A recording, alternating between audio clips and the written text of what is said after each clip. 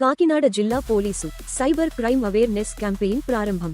IIM cyber aware. Kakinada జిల్లాలో విద్యార్థులలో మరియు ప్రజలలో సైబర్ నేరాల గురించి చైతన్యం తీసుకురావడానికి కాకినాడ జిల్లా ఎస్పీ విక్రాంత్ పాటిల్ ఎప్స్ కాకినాడ జేఎన్టీయూలో అవగాహన కార్యక్రమాన్ని ప్రారంభించారు. విద్యార్థులకు ఈ క్రింది వాటిపై అవగాహన కల్పించారు.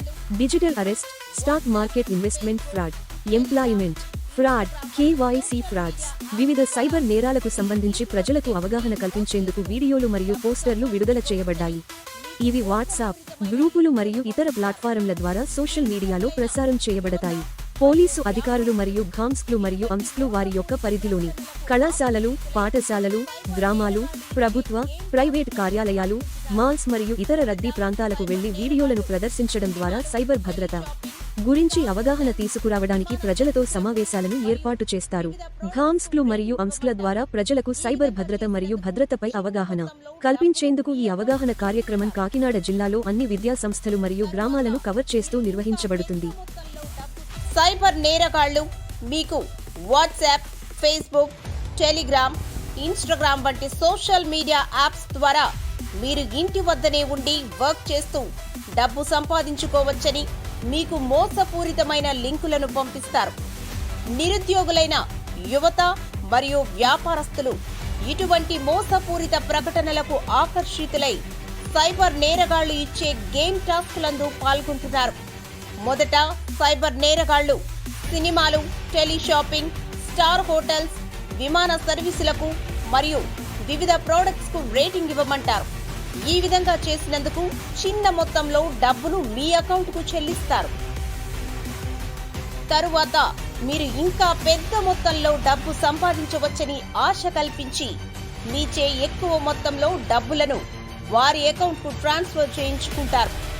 దీని ద్వారా మీకు వచ్చే లాభాలను డిజిటల్ రూపంలో మీ ఫోన్ నందు చూపిస్తూ మీ వద్ద నుండి వీలైనంత ఎక్కువ మొత్తంలో డబ్బును వారు ట్రాన్స్ఫర్ చేయించుకొని మిమ్మల్ని మోసం చేస్తారు.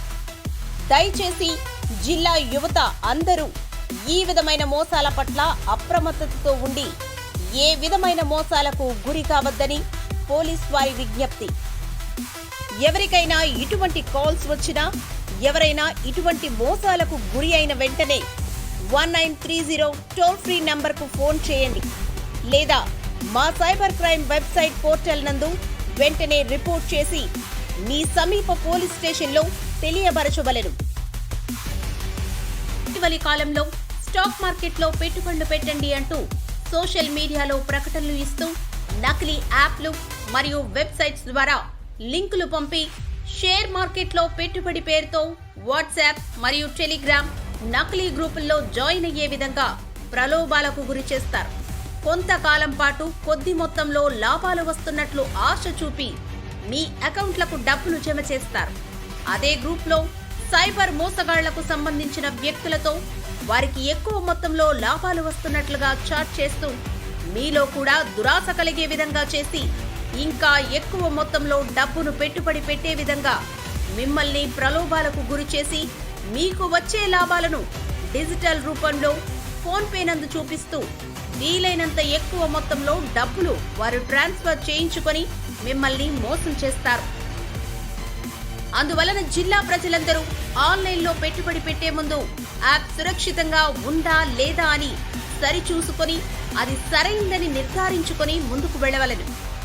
ఎవరైనా ఇలాంటి సైబర్ నేరాలకు గురైతే వెంటనే 1930 టోల్ ఫ్రీ నంబర్కి కాల్ చేయండి లేదా మా సైబర్ క్రైమ్ వెబ్ పోర్టల్లో ఫిర్యాదు నమోదు చేయండి. మీకు దగ్గరలో ఉన్న పోలీస్ స్టేషన్ను సంప్రదించండి.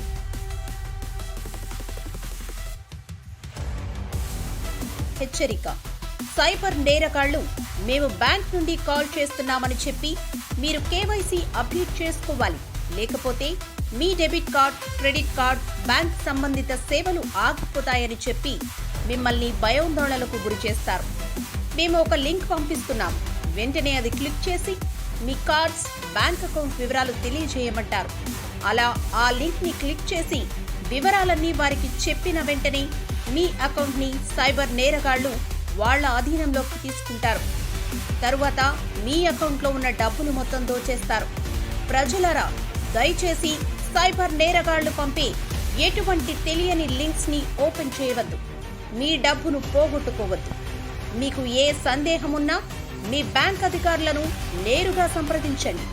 ఎవరైనా ఇలాంటి సైబర్ నేరాలకు గురైతే వెంటనే 1930 టోల్ ఫ్రీ నంబర్కి కాల్ చేయండి లేదా మా సైబర్ క్రైమ్ వెబ్ పోర్టల్లో ఫిర్యాదు నమోదు చేసుకోండి. మీకు దగ్గరలో ఉన్న పోలీస్ స్టేషన్ని సంప్రదించండి.